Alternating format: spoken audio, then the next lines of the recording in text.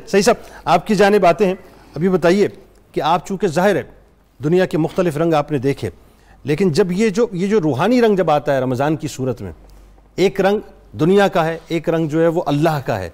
और जिस वक्त अल्लाह का रंग इस अंदाज से गालिब आता है कि इंसान को अपनी औकात का पता चलता है कि हम कुछ भी नहीं हैं, और ख़ास तौर पर इस मौके पर कोरोना वर्ल्ड में, क्या फरमाएंगे कि रमज़ान की कैफियत फिर क्या होती है? शाह साहब अभी फरमा रहे थे बचपन के हवाले से बात, तो मुझे अपना बचपन याद आ रहा था। हम सैयद ख़ानदानों में पहली दरसगाह जो हुआ करती थी वो मस्जिद होती थी। सुभान, हमें वहाँ पढ़ने के लिए स्कूल से पहले मस्जिद में भिजवाया जाता था कुरान पाक की तालीम के लिए। तो जब रमज़ान आता था तो मैंने देखा कि कतारें भर जाती थी। आराम से हम बच्चों को सबसे आगे बिठाते थे वो, और उनके आगे चीज़ें रखते थे, तो हमें बड़े फैसिनेट करती थी। तो हमारे दादा अक्सर कहते थे, बेटा खाने के लिए मत जाओ, अल्लाह, खाने को सामने देख के सब्र करो। वाह वाह वाह, सुभान अल्लाह, सुभान। वो हमें सिखाया जाता था। और वो ज़माना था जब कनात बजती थी। लाउड स्पीकर भी नहीं होते थे, उससे ऐलान होता था। उससे ऐलान होता था। वो बजती थी तो सब घरों में आवाज़ जाती थी, तो वो नकारा जिसे कहते हैं ना, नकारा। तो सब्र तहम्मुल हमारी रगों में वहाँ से शुरू होता है, हमारे ख़ानदानों में। वैसे भी हमारा जो सिलसिला है उसमें सब्र का नुमाया है। इसमें तो कुछ आपके तो जद सब्र ही सब्र है जी, और है क्या आपके सही साहब मतलब मौजूद हैं, आप लोगों की तो जद तो ज़ाहिर है।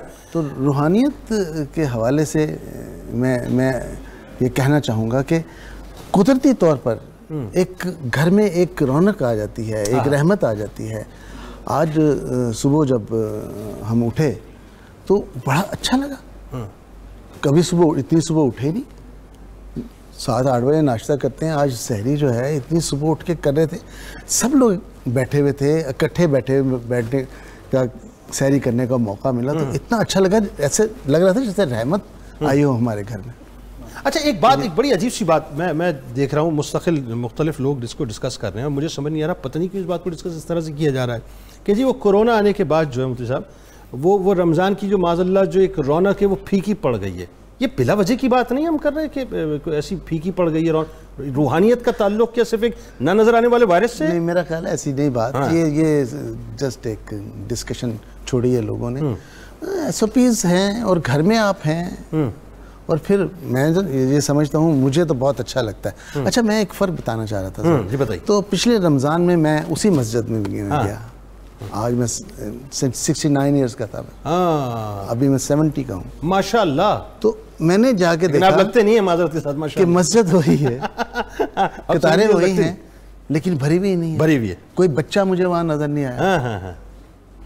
वो बच्चे जिनकी तालीम वहाँ से शुरू होती थी, जिनको लेसन वहाँ से दिया जाता था, अब नहीं है। ये एक मिसिंग फैक्टर है। ये जो फ़र्क है हमारे ख़ानदानों में, हमारे लोगों में, कि वो बच्चे को मस्जिद में तालीम के लिए नहीं भेजते, जो बुनियादी चीज़ है, ठीक, समझ आना शुरू होती है। वाह, बहुत अच्छी बात, बहुत अच्छी बात है। और ये बात आपकी ज़ुबान से ज़्यादा इसलिए भी अच्छी लगेगी लोगों को, क्योंकि जो मुतजद्दिदीन है वो इन बातों को समझने को तैयार नहीं है। लेकिन बात वही है, असल हकीकत वही है, जैसा कि वो सही साहब ने फरमाया कि हमारे यहाँ तालीम रह गई है, तरबियत ख़त्म हो गई है। वही बात है, तरबियत जो है वो इन्हीं बातों से मिलती है। सही साहब ये बताइए, ये किस हद तक आज हमारे अंदर जो है आप समझते हैं कि ख़त्म हो चुका है कि हमें अपना एहतिसाब सबसे पहला करना चाहिए? यानी हम यही नहीं है हमारे पास। असल बात ये ना, हम फिंगरिंग करते हैं, हम कहते हैं ये आपने गलत किया, आपने गलत किया। मैं आप दोनों से माजरत से एक लफ्ज़ में माफ़ कीजिएगा, मैं लिबर्टी, जो एहसास ज़िया है ना वो पैदा करें, आपने ज़ाया क्या कर दिया,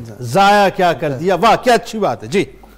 तो ये महीना मैं समझता हूँ कि ऐसा है कि यहाँ हम एक दूसरे के लिए एहसास पैदा कर सकते हैं। वाह वाह वाह। तो जो गमखारी का महीना का है। हाँ, देखें ना, जो वबा है, जो मुसीबतें हैं इस वक्त, जैसे शाह साहब ने फरमाया, हम खुद तो क्षमा जलाएं अपनी। वाह। हम खुद तो झुकें, वाह, खुद तो पनाह मांगे, खुद तो माफ़ी मांगे। फिर मुझे देखते हुए मेरा बेटा भी मांग लेगा, मेरे बेटे को देखते हुए उसका दोस्त भी मांग लेगा। सही बात। उसको देखते हुए 4 दोस्त और मांग लेंगे। हम शुरुआत तो करें, हम शुरुआत करने से डरते हैं। अच्छा, मेरा अपना मानना ही है, ज़ाहिर इस वक्त सही साहब बैठे हैं, ये मैं लिबर्टी ले रहा हूँ, सवाल आपसे कर रहा हूँ, सवाल बनता उससे था। सवाल इसलिए आपसे कर रहा हूँ कि मैं चाहता हूँ कि इसमें थोड़ी सी हम ज़रा गुफ्तगू और मज़ीद आगे करें। हम हुकूमती सतह पे 4 जुम्मे हमारे पास मौजूद हैं रमज़ान में मुफ्ती साहब, अगर हम इन चारों जुम्मों को जो है वो बाकायदा तौबा से मरबूत कर दें कि पूरा पाकिस्तान इज्तिमाई तौर पे तौबा करेगा, रमज़ान में वैसे ही नफिल का सवाब फ़र्ज के बराबर, फ़र्ज जो 70 गुना बढ़ जाता है। इससे बड़ी बात ही कोई नहीं है ना, इससे बड़ी बात ही कोई नहीं। हमें आना चाहिए इज्तिमाई तौर ये पे। कहा भी गया है जी, ये तो कल बाकायदा डायरेक्शन आ गई है जी, मगर डायरेक्शन आई है हुकूमती, ठीक है, तौबा कबूल होनी है अपनी, बिल्कुल यहाँ से सच्चे हैं कि नहीं। हुकूमत की तो माननी भी नहीं ना, हुकूमत ने तो एक आपको सजेशन दिया है या डायरेक्शन दी है कि ये करे। हाँ। बात तो ये कि फिर मेरे भाई एक और अर्ज है ना, ये फैसला किसने करना है कि उसकी बारगाह में मकबूल कौन है? ठीक है, हम तो एक दूसरे का फैसला करते हैं कि ये अच्छा है और ये बुरा है।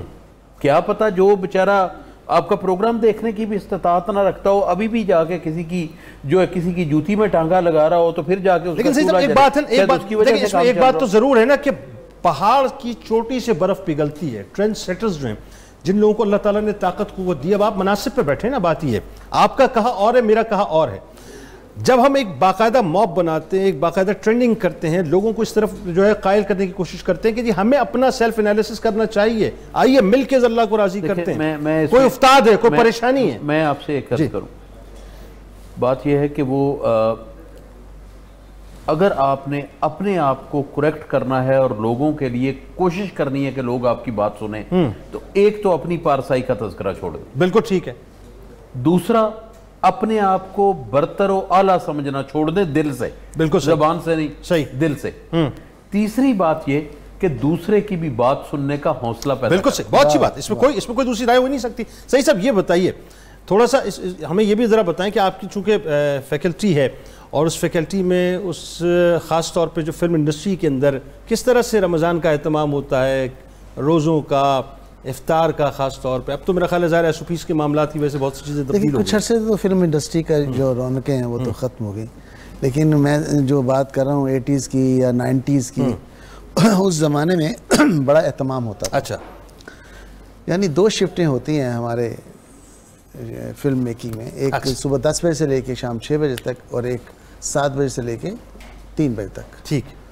तो जो सुबह की शिफ्ट होती थी उस पे ख़ास तौर पे एहतमाम होता था अफ्तारी का, मतलब 4 शूटिंग्स हो रही हैं, सब मिल के एहतमाम करते थे, सारे एक्टर्स, सारे टेक्नीशियंस, सब मिल के एक ही दस्तरखान पे वहाँ अफ्तारी की जाती थी और उसको के बाद वहीं इज्तिमाई तौर पे नमाज होती थी। और जो नाइट शिफ्ट होती थी उसमें सहरी का इंतज़ाम होता था, अल्लाह, और उसके बाद नमाज हुई और सब चले गए अपने अपने घरों में। तो बहुत अच्छे तरीके से रमज़ान को वेलकम करते थे, बड़े अच्छे तरीके से, और बड़े अच्छे तरीके से उसको हम असल लुत्फ़ी रमज़ान का यही है कि जहाँ आप जो है वो अपने निवाले दूसरों को देना शुरू करें और अपने दस्तरखान पर बिठा के लोगों को खिलाना शुरू करें।